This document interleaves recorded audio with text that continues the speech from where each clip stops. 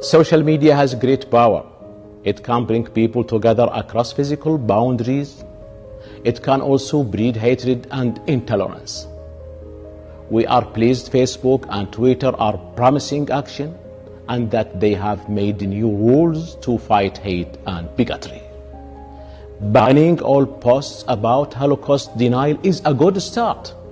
Now social media companies must do more. Currently, 1 in every 1,000 shared posts amounts to hate speech. Companies investigate but almost never act. 75% of the time, they allow the content to remain on their platforms. Muslims around the world suffer disproportionately. They face personal abuse, threats, and physical violence, all fueled by content spread through social media. Islamophobia is a disease.